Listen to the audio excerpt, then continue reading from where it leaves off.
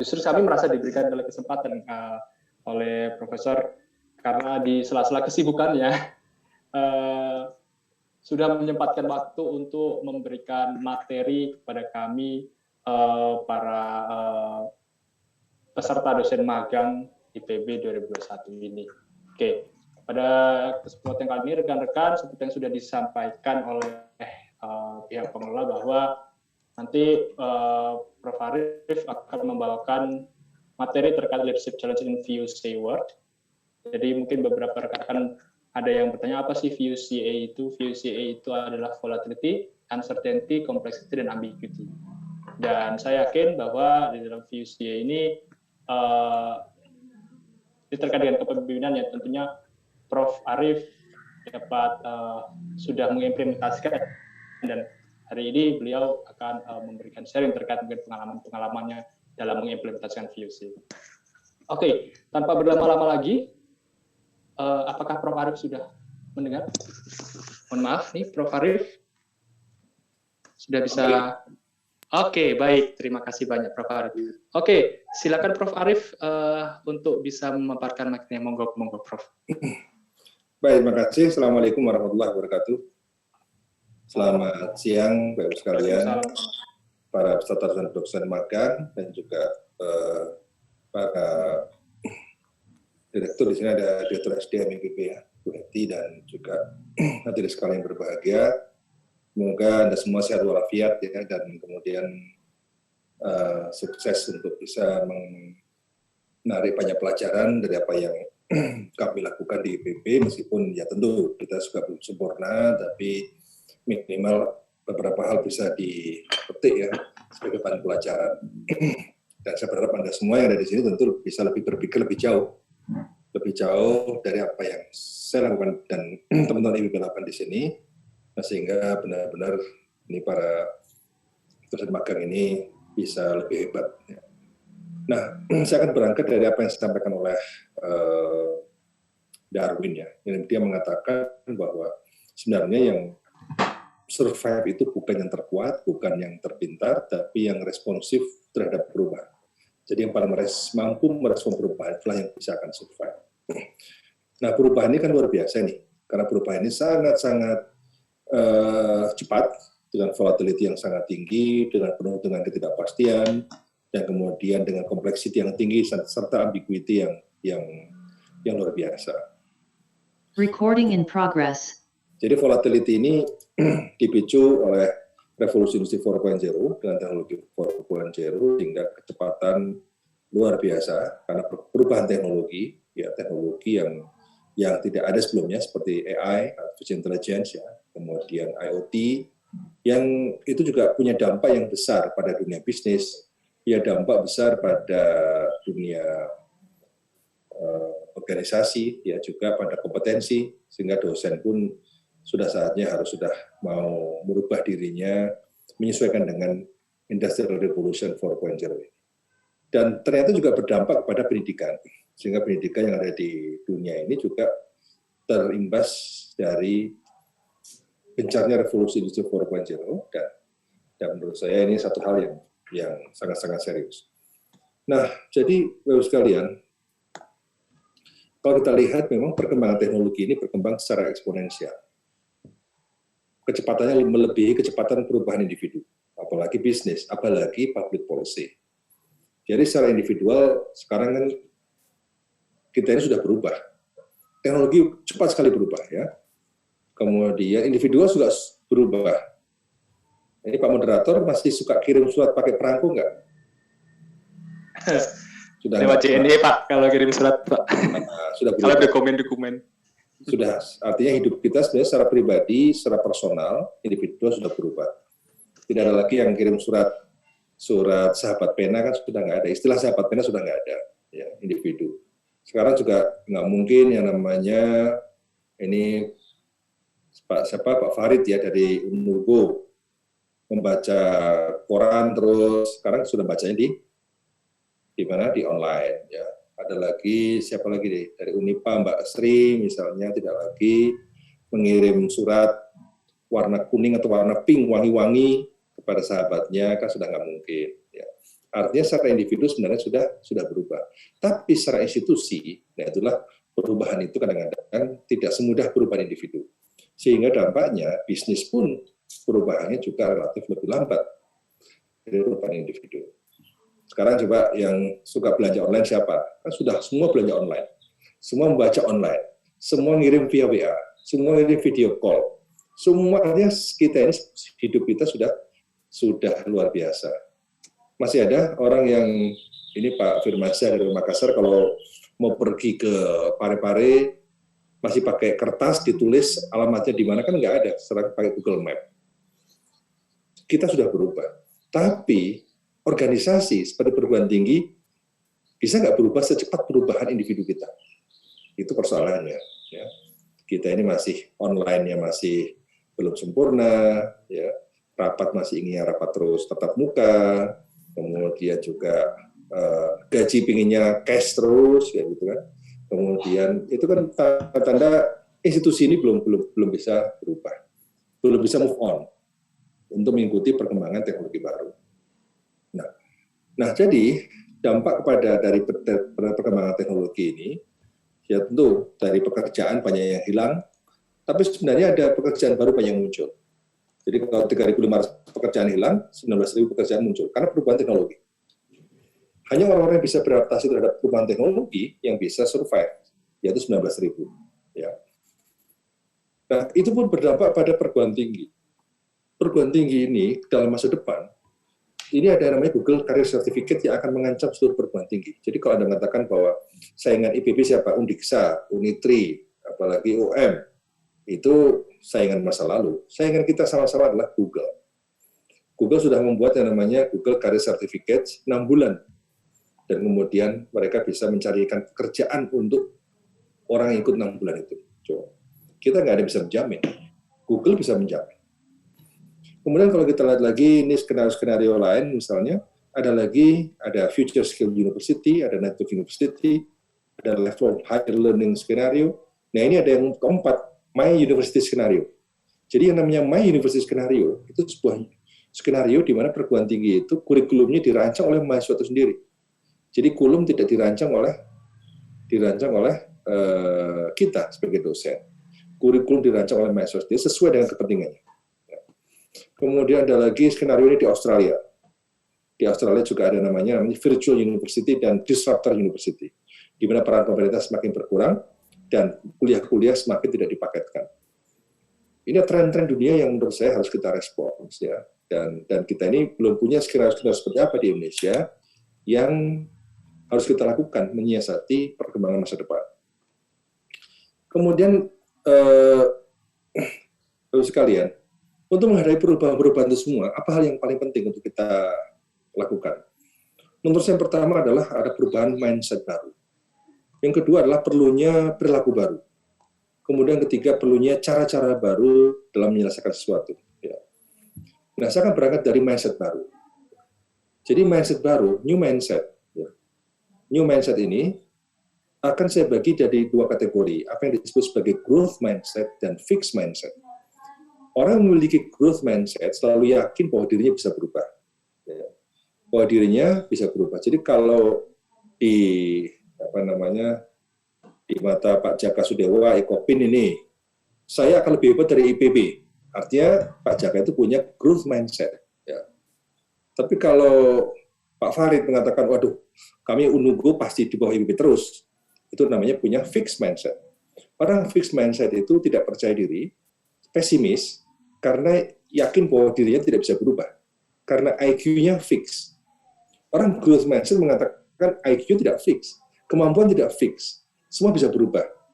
Ketika alam dunia luar biasa berkembang dan tumbuh luar biasa, maka cara berpikir juga harus bertumbuh berkembang mengikuti apa yang terjadi di luar. Ya. Jadi growth mindset ini kalau dapat nilai kecil selalu mengatakan ini ada kesalahan strategi dalam belajar, strategi dalam kurang latihan. Ya. Kalau orang fixed mindset dia mengatakan ya memang inilah batas-batas kemampuan saya. Nah, saya nggak mungkin lagi. Jadi kalau Anda dari sekarang sudah magang di IPB, kemudian mengatakan bahwa saya nggak mungkinlah mengejar IPB. Artinya Anda punya pikiran yang fixed mindset. Seolah-olah kita ini belum bertarung, sudah kalah duluan. Jadi Indonesia masa depan itu sangat tergantung dari orang-orangnya. Banyak yang memiliki growth mindset atau fixed mindset. Nah, orang-orang yang memiliki growth mindset berarti biasanya memiliki learning agility yang sangat tinggi. Orang memiliki fixed mindset fokus pada performance plateauity yang melengkung, ya. Jadi kemampuan itu dianggap sebuah batas yang apa? Batas yang ada maksimumnya. Sementara orang yang memiliki growth mindset selalu mengatakan bahwa batas kemampuan itu bisa kita tembus. Karena apa? Karena kepercayaan diri, karena optimisme, karena keberanian untuk melangkah, karena dia memiliki learning agility yang sangat tinggi. Karena biasanya orang-orang growth mindset selalu orang pembelajar. Orang memiliki kecepatan belajar. Karena apa? Karena punya willpower, karena punya kekuatan kemauan. Kalau orang memiliki kekuatan kemauan, maka dia bisa mengejar banyak hal. Ya, semua sangat tergantung dari kemauan. Ya, kemampuan itu bisa diasah. Sementara orang-orang yang fixed mindset selalu fokus pada kemampuannya hari ini. Yang memang kemampuan hari ini kita terbatas. Tapi dengan kemauan yang luar biasa, kita bisa merombak semuanya. Ya. Sehingga orang-orang growth mindset itu harus terus kita dorong, kita pupuk, dan harus kita berikan pada para mahasiswa semua memiliki growth mindset. Tapi jangan saya mahasiswanya growth mindset, dosennya fixed mindset. Itu akan susah. Jadi kalau dosen mahasiswanya growth mindset, Pak saya punya ide gini Pak, saya bisa kalahkan ini. Allah kamu mimpi. Nah itu kira-kira jawaban dosen yang fixed mindset. Ya. Tapi kalau kita mengatakan pada mahasiswa, oh ya, go ahead, terus, ayo terus semangat. Itu dosen dan mahasiswa sama-sama memiliki growth mindset. Jadi tergantung kita ini mau fix atau mau growth. Ya. Nah kemudian Bapak sekalian, ini contoh di riset di 72 negara, ya, anak usia 15 tahun itu ternyata yang sukses akademiknya adalah orang yang memiliki mindset yang kuat, bukan karena faktor lingkungan, bukan faktor orang tua, bukan faktor guru, bukan faktor sekolah, tapi mindset orang siswa itu sendiri menentukan masa depannya.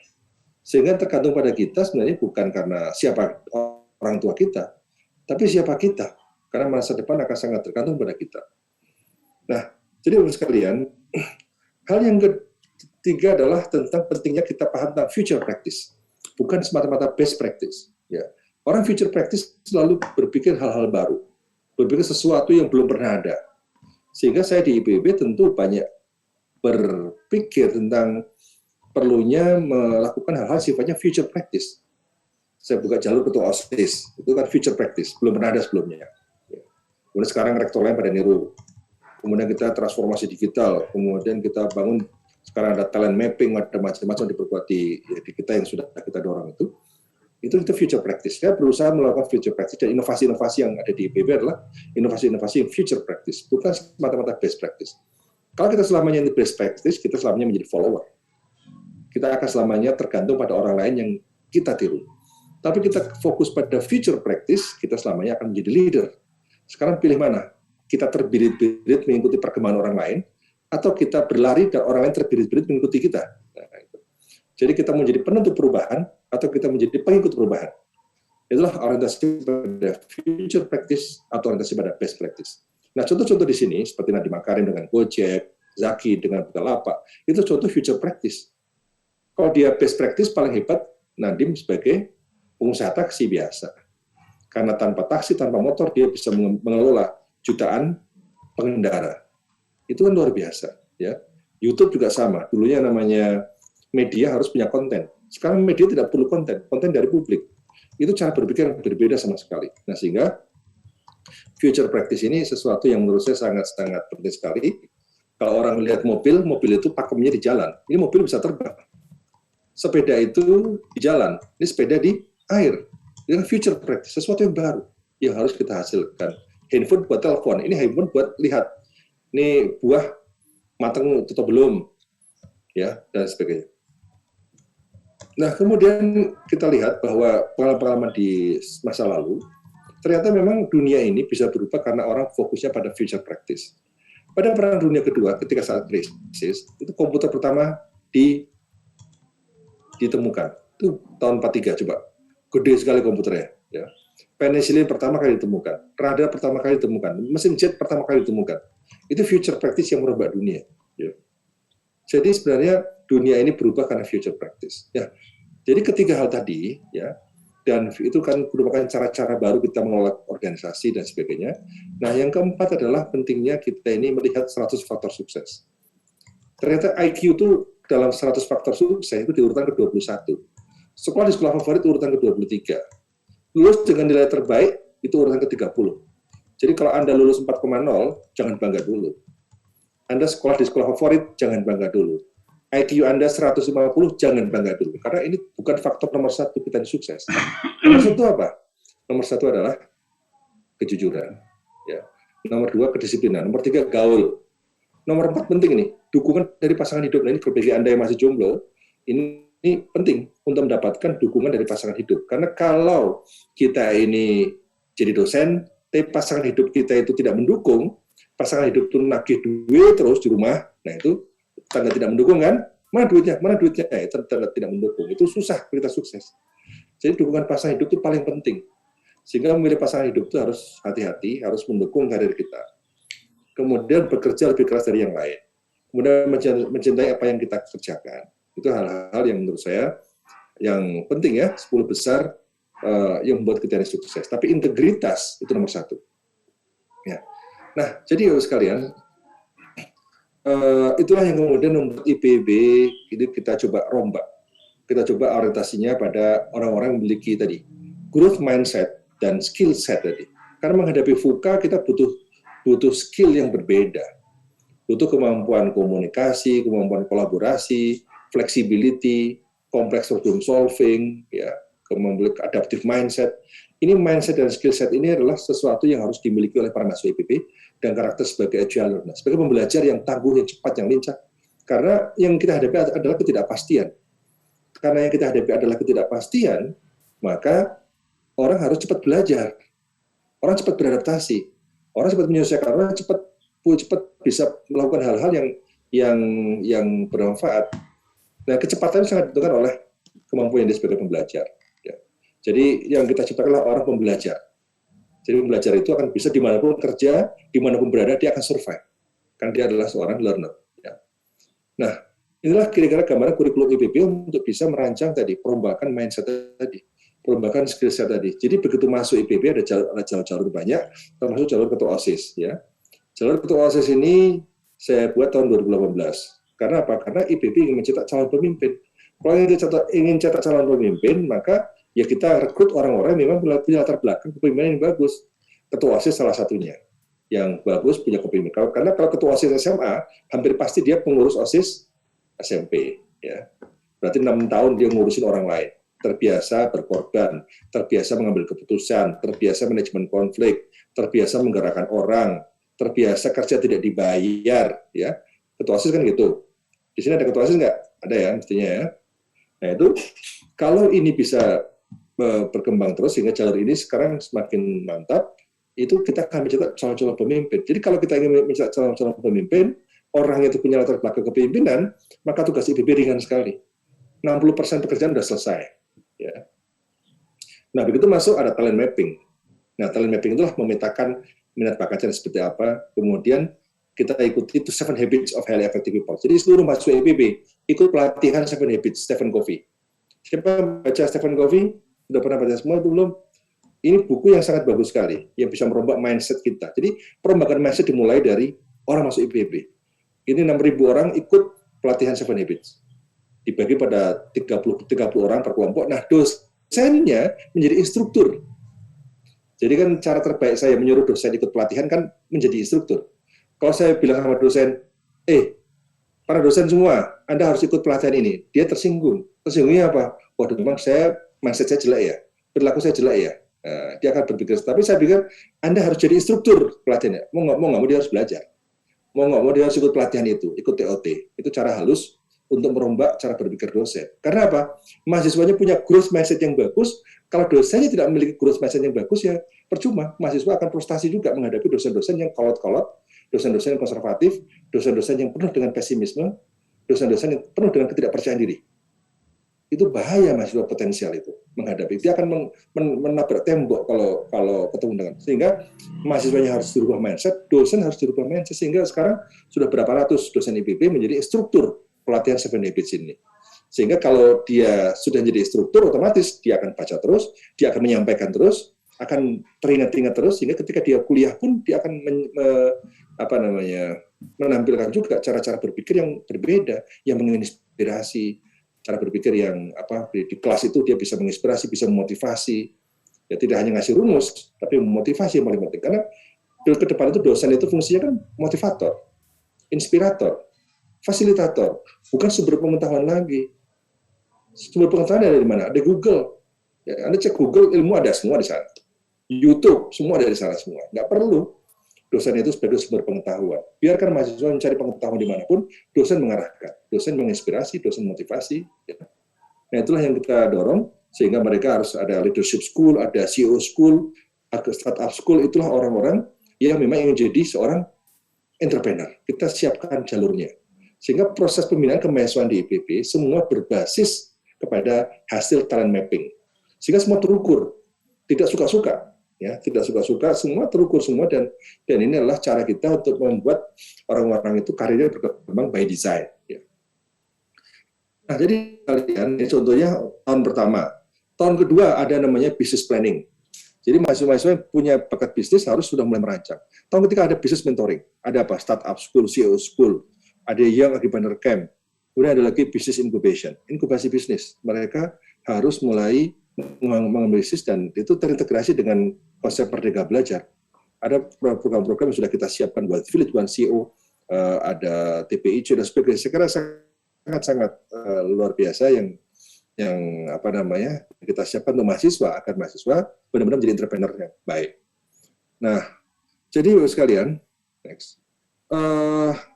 Hal yang saya kira sangat penting sekali di saat ini sekarang ini karena dosen kan menghadapi pandemi ya. Jadi menghadapi pandemi ini menurut saya memang hal yang berat sekali bagi dosen adalah bagaimana memastikan mahasiswa tahu. Tapi sebenarnya pandemi COVID itu kan bukan mengonlinekan kuliah offline. Ya. Ini kita harus merubah paradigma kita. Justru dengan adanya pandemi itu kita beruntung. Beruntungnya apa? Kesempatan untuk membuat mahasiswa menjadikan setiap orang adalah guru, menjadikan setiap rumah adalah sekolah, menjadikan sawah sekolah, menjadikan kampung sekolah, menjadikan kebun jadi sekolahnya dia. Agar apa? Agar pola pembelajaran itu bisa lebih induktif, pola pembelajaran itu bisa lebih efektif karena dia tahu dari lapangan. Nah, itu lagi-lagi tugas guru. Kadang-kadang guru nggak siap menghadapi mahasiswa yang pikirannya macam-macam, yang pikirannya brilian, artinya yang kesana kemari, yang pikirannya itu di out of the box. Kadang-kadang kita ini karena kita nggak siap, karena kita yang fixed mindset, dia mengatakan bahwa ini orang aneh banget. Padahal itu orang yang luar biasa. Kenapa? Karena dia belajar dari pengalaman, baca buku. Jadi itulah hakikat kemerdekaan belajar itu kan kita bisa belajar dari siapapun dan kapanpun. Nah, jadi itu yang hal-hal yang menurut saya sampaikan berkaitan dengan Merdeka Belajar. Dan yang paling penting lagi adalah ini, cara terbaik kita kan yang kita hadapi adalah ketidakpastian. Ya. COVID kapan berakhir? Kita nggak tahu COVID akan berakhir. Itulah uncertainty. Itu bagian dari VUCA. Tapi ketidakpastian masa depan ini hanya bisa kita prediksi kalau kita mampu melakukannya hari ini. Artinya apa? Artinya kita harus sebenarnya masa depan itu sangat tergantung dari karya kita hari ini. Kalau kita hari ini bisa membuat future practice, sebenarnya kita ini sudah menjadi bagian dari masa depan dan kita memimpin masa depan. Oleh karena itu saya selalu mengatakan cara terbaik untuk memprediksi masa depan adalah dengan cara menciptakannya hari ini. Jadi coba kita berpikir apa yang harus kita lakukan dengan future practice, ya, sehingga apa? Sehingga ini menjadi trendsetter. Orang yang ikut kita, kemudian kita bikin future practice lagi, orang yang ikut kita lagi. Dan masa depan itu sangat tergantung pada kita pada akhir. Karena apa? Sekarang masa depan tergantung siapa? Tergantung pada orang Cina, tergantung orang Jepang, tergantung orang Korea yang mengendalikan teknologi semuanya. Karena mereka berpikir future practice, karena mereka berpikir tentang pentingnya menciptakan masa depan hari ini dengan cara inovasi-inovasi. Oleh karena itu kalau kita tidak pernah berinovasi, tidak pernah belajar, tidak pernah berpikir masa depan, tidak pernah berbuat sesuatu untuk masa depan, ya kita akan terus menjadi pengikut orang lain, jadi follower. Tapi sebaiknya kalau kita mampu untuk menciptakan banyak creating the future, maka kita akan menjadi leader. Nah, jadi saya kira itu pengantar dari saya. Kalau ada hal-hal yang bisa ditanggapi, ditanyakan, monggo. Saya persilakan. Terima kasih. Assalamualaikum warahmatullahi wabarakatuh. Waalaikumsalam warahmatullahi wabarakatuh. Terima kasih banyak Prof. Arif Satria atas share-nya. Oke, silakan bagi rekan-rekan yang ingin berdiskusi bersama Prof. Arief Satria bisa menggunakan fitur raise hand-nya. Seperti biasa ya, silakan. Sebenarnya banyak sekali nih yang bisa kita tanyakan sebagai calon-calon pemimpin nanti di universitas atau perguruan tinggi masing-masing. Oke, baik. Ini ada dari Universitas Nusantara pagi hari Kediri, Pak Bambang Agus ini, Prof. Arief sedang berulang tahun pada hari ini. Silakan Pak Bambang.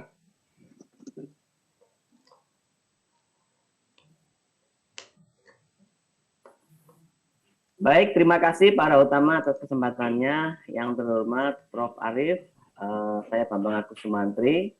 Saya dosen di Prodi Manajemen, Fakultas Ekonomi Bisnis UNP Kediri.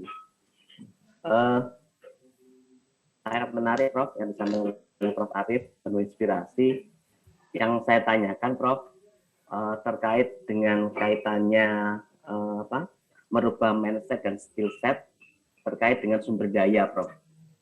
Jadi sumber daya yang kita miliki untuk mengoptimalkan mindset dan skill set itu, kalau menurut Prof, sumber daya itu seberapa pengaruhnya begitu, baik sumber daya yang berwujud maupun tidak berwujud. Yang kedua, Prof, mohon izin, saya dulu kebetulan bukan ketua OSIS, Prof, tapi sekretaris OSIS, Prof. Berarti saya tidak mungkin bisa masuk IPB begitu kalau misalnya saya sekretaris OSIS. Saya dulu sekretaris OSIS di SMA. Dan yang selain sekretaris OSIS, saya dulu di SMA juga. Mohon maaf, Prof, saya sedang ada di lapangan, jadi posisi dalam kendaraan. Ada yang mau saya tanyakan, Prof, kendala utama di kampus saya itu, yaitu politik kampus, Prof. Nah, orang-orang yang seperti Prof bilang, kreatif, inovatif, dan berpikir ke depan itu, rata-rata di tempat kami kalah sama orang-orang yang berpolitik gitu, Prof. Nah, jadi kami menunggu kepemimpinan yang mendukung orang-orang tersebut. Nah, saat kepemimpinan tidak mendukung itu, berarti kita mundur ke belakang, Prof. Nah, menurut Prof. Arief, saran terbaik untuk kami ini bagaimana, Prof? Terima kasih. Ya. Jadi kalau orang fix mindset, menganggap hanya satu pintu untuk membuat kita maju. Hanya ada satu jendela membuat kita maju. Tapi kalau kita ini punya pendidikan growth mindset, terlalu banyak pintu untuk bisa kita maju, terlalu banyak jendela yang bisa kita lewati, banyak pintu banyak sekali yang bisa kita lewati. Jadi kalau kita hanya fokus pada satu pintu, kita akan frustasi. Karena apa? Karena pintu akan berjubel banyak orang. Tapi kalau kita punya banyak pintu, nah itulah. Yang bisa membuat pintu-pintu banyak ya kita sendiri. Kita ini adalah orang-orang yang bisa creating opportunity. Kalau kita ini menunggu kesempatan, ya maka hidup kita penuh dengan ketidakpastian. Ya. Sekali lagi, kalau kita menunggu kesempatan, kita hidup penuh dengan ketidakpastian. Yang bisa kita lakukan apa? Mencari kesempatan.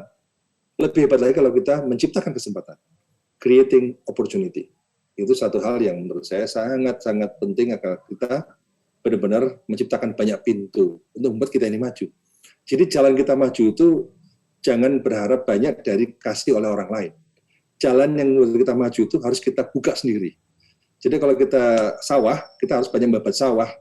Semakin banyak jalan kita buka, semakin berpeluang kita maju. Tapi kalau kita menunggu orang lain buka sawah kita, buka jalan kita, ya sampai kapan? Artinya kita hidup penuh dengan ketidakpastian. Ya, ini moga-moga dosen-dosen di sini semua yang magang ini adalah orang-orang yang bisa creating opportunity, menciptakan kesempatan. Ya. Jadi harus banyak menciptakan pintu-pintu sendiri, menciptakan jalan-jalan sendiri. Ya. Moga-moga saya yakinlah Anda bisa untuk itu. Ya, terima kasih. Oke, terima kasih banyak, Prof. Saya aminkan, amin. Semoga nanti kami semua bisa membuka sebenarnya menggunakan kreativitas kami dulu untuk membuka berbagai macam kesempatan-kesempatan ya yang bisa ya tentunya kalau sesuai dengan apa yang dikatakan Pak Erwin tadi, membuka kesempatan kami ya Bapak ya untuk bisa lebih maju tanpa terkendala dari hal-hal seperti itu. Baik, selanjutnya ini Pak Bambang lagi? Oh enggak, baik. Bagi rekan-rekan yang lain silakan. Jika ada yang ingin. Banyak tuh. Oh, ibu-ibu. Ibu-ibu, ayo ibu-ibu. sudah dipanggil oleh Prof. Arief ini. Silakan Ibu-ibu. Ini beberapa ibu-ibu. Maka kalau ibu-ibu ya, kalau ibu-ibu merasa bahwa ya bapak-bapak harus jalan duluan, nah itulah tanda-tanda ibu-ibu tidak akan pernah lebih maju daripada bapak-bapak. Nah, itu ibu-ibu. Dari awal sudah disetting di belakang bapak-bapak. Silakan ibu-ibu.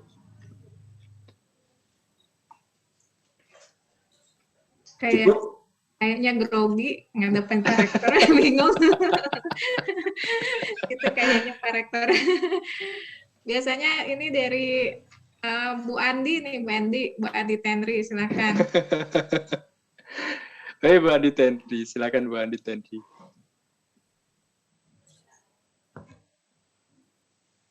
Masih di mute Bu Andi Tenri, tolong dihidupkan dulu. Tadi lagi jalan kelihatannya goyang-goyang itu ya. Enggak Pak, mohon maaf karena saya cari sinyal di kafe, ternyata dia nyalain musik terlalu besar Pak. Jadi saya sempat sampaikan dulu jangan nyalain musik terlalu besar. Oh gitu. Sinyalnya di kafe adanya ya, bukan di kampus? Di kampus kurang bagus juga Pak. Oke, silakan Bu Andi. Ya, baik Pak.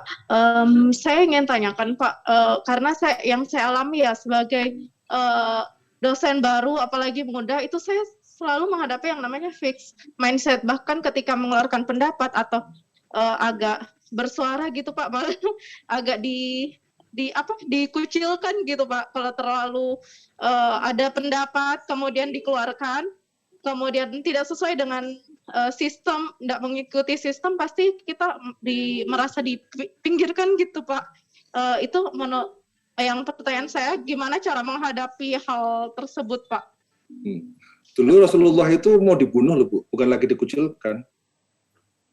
Dilemparin batu, mau dibunuh, mau berbeda pandangan dengan masyarakat suku Quraisy kan. Jadi sebenarnya kita ini belum apa-apa dibandingkan dengan para nabi dulu yang ujiannya lebih berat. Sehingga kan butuh kesabaran, butuh strategi.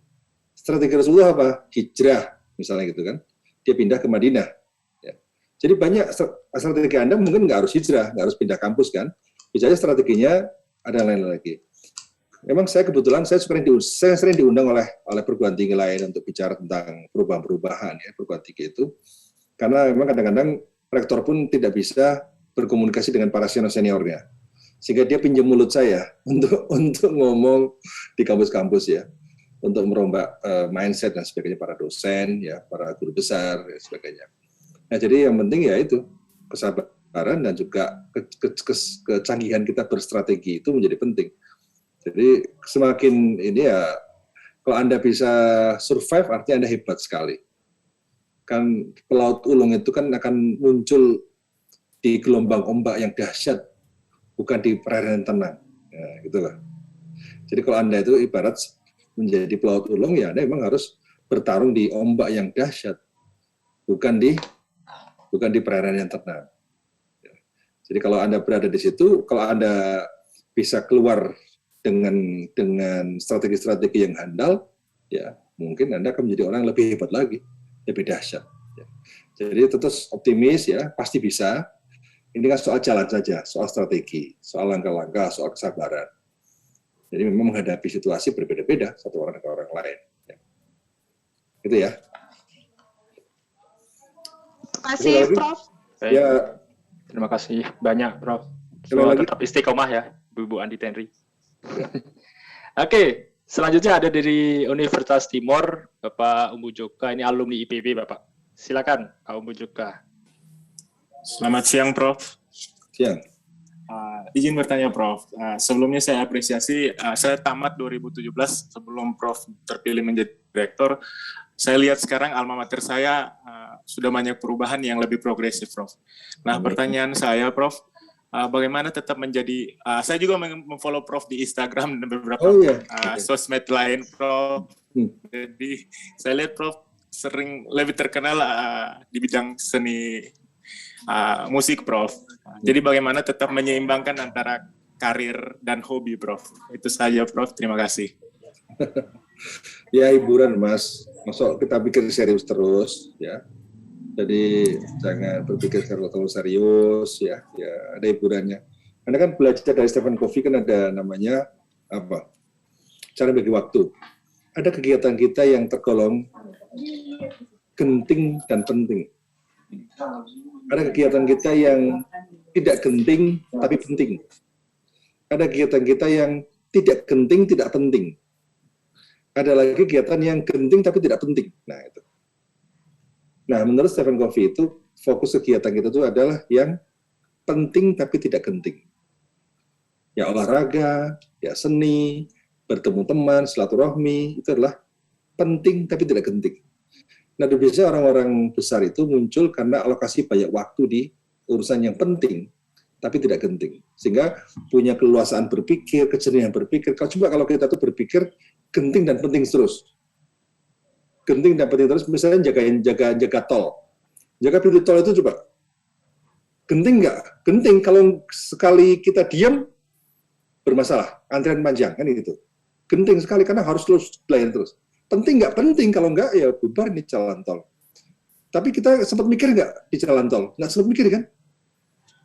Coba, yang ada apa? Yang ada adalah stress under pressure. Karena terus melayani orang. Sekarang di jalan tol sudah nggak ada ya orang-orang penjaga jalan tol. Tapi kira-kira contohnya kira penjaga jalan tol itu urusan yang genting dan penting.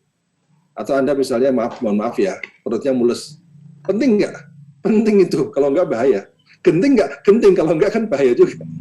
Jadi kalau kita ini kegiatan kita itu genting dan penting terus, ya itu kita akan stres. Ya karena pasti serba terburu-buru, serba ini, serba macam-macam. Sehingga jadikanlah kegiatan-kegiatan yang penting tapi tidak genting. Ya bermain musik, ya olahraga, itu bagian dari kita manajemen waktu. Ya. Jadi silakan Anda, album saya ada di Spotify ya, di Joox juga banyak itu. Ada 3 album, ini album yang keempat, ini bulan September ini ada keluar lagi. Luar biasa sekali, Bapak. Oh iya kan sekali pegang gitar harus dapat 1 lagu baru. Oh iya, oh gitu. Ya Bapak, baiklah kalau begitu. Produktif sekali ya Pak di sisi lainnya, ternyata seorang seniman ternyata. Prof. Arif. Saya bukan seniman Mas, saya karena ya belajar aja. Yuk kan kita menciptakan sesuatu kan siapa yang larang? Betul. Kan nggak ada orang yang mengundang saya untuk buat lagu. Ya kita kan creative opportunity. Kita ciptakan. Betul sekali. Kalau nunggu kesempatan undangan dari ini Mas Joka ini kan nggak pernah datang ke saya ngundang untuk Pak Rektor tolong buatin lagu, kan nggak pernah. Ya saya bikin sendiri. Maka itulah creative opportunity, bukan waiting for opportunity. Nah gitu ya.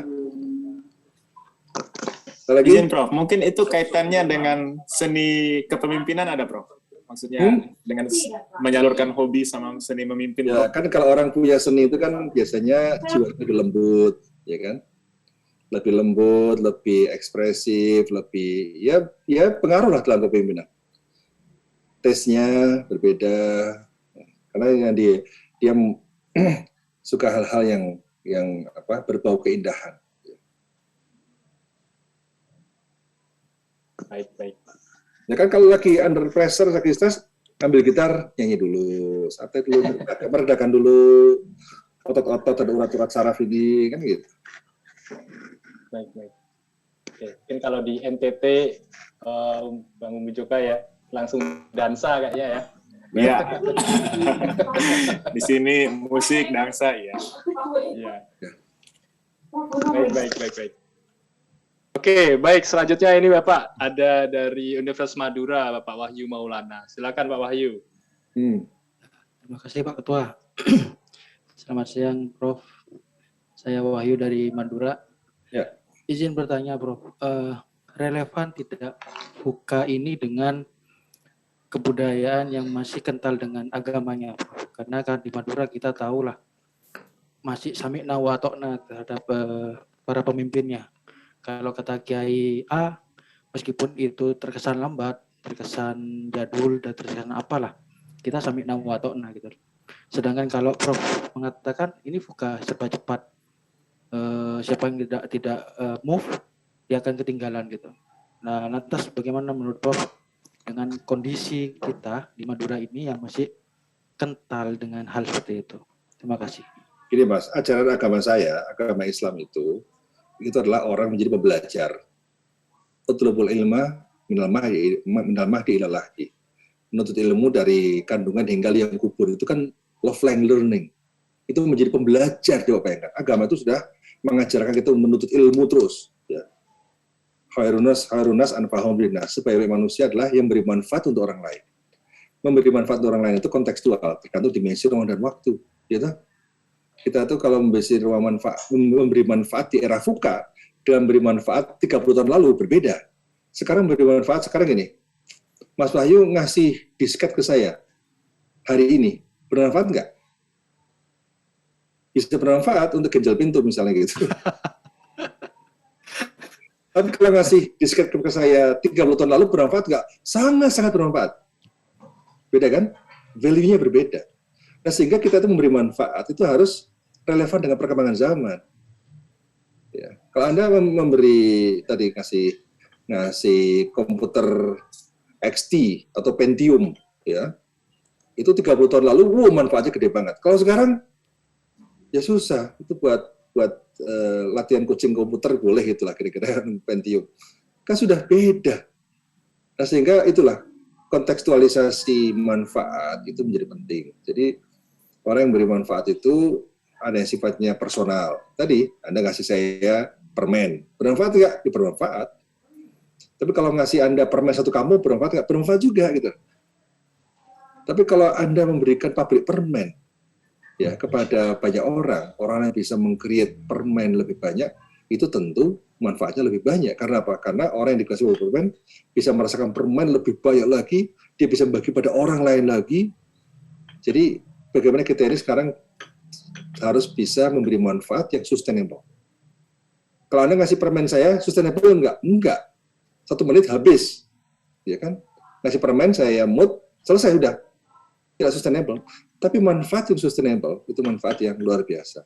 Oleh karena itu, orang yang bisa beri manfaat sustainable, yang sustainable, implikasinya jangka panjang, kemudian cakupannya lebih banyak lagi, itu butuh kecerdasan, butuh smart dalam memberi manfaat. Sehingga relevan terhadap perkembangan zaman.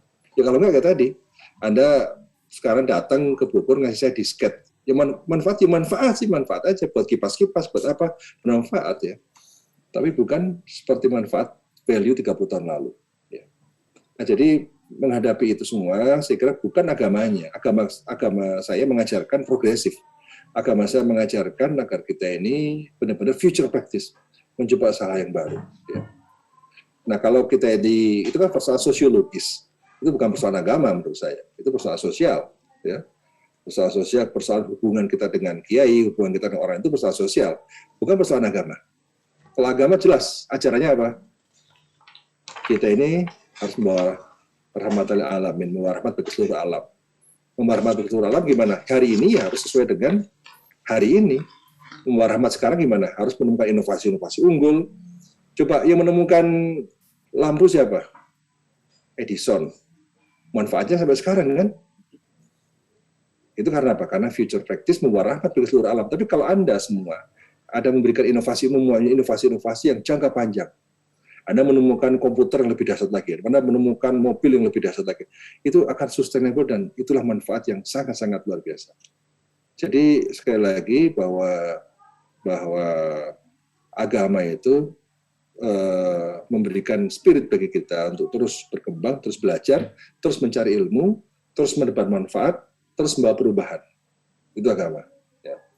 Jadi kalau tafsirnya berbeda, ya kalau saya menafsirkan seperti itu, menafsirkan kita harus banyak berpikir, harus banyak berjuang. Karena apa? Kita ketika ada di dunia, ya hukum alam berlaku.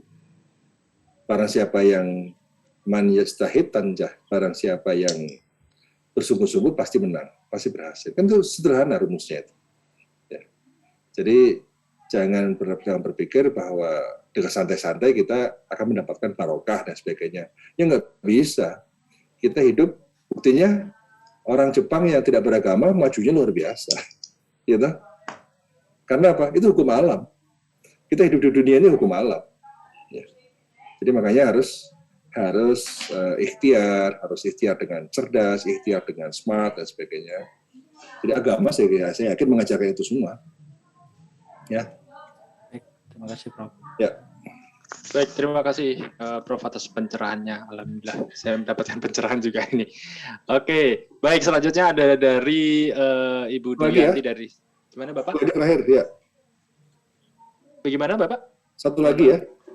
Oh, satu lagi. Baik ya.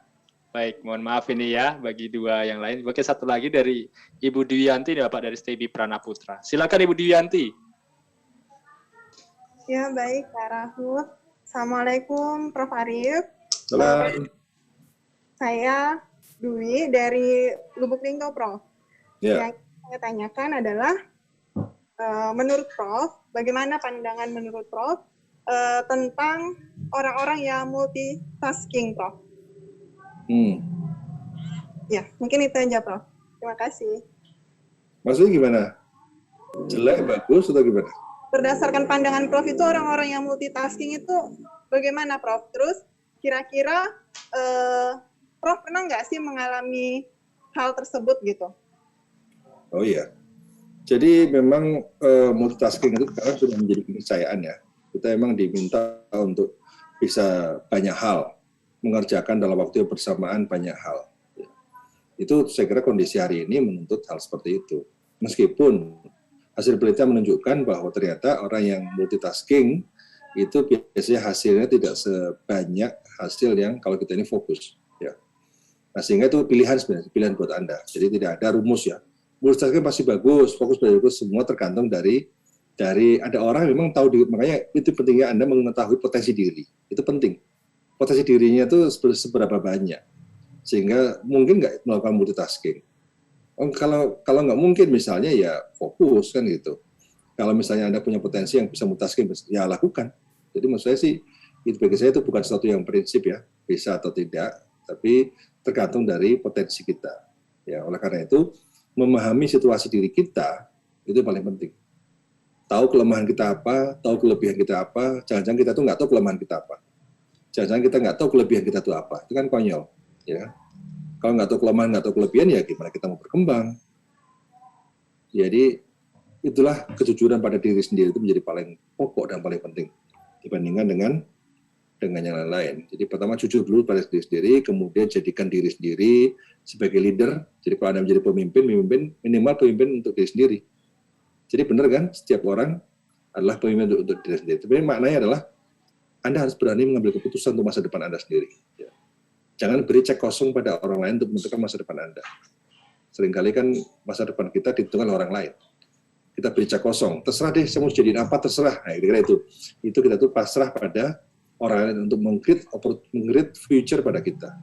Padahal kita ini punya tanggung jawab terhadap hidup kita dan masa depan kita. Ya, sehingga ya kita, kalau kita ini sudah belajar menjadi pemimpin diri sendiri, kita nggak akan pernah menyalahkan orang lain. Seringkali kita menyalahkan orang lain karena apa? Karena itu. Karena menyerahkan urusan-urusan diri kita pada orang lain.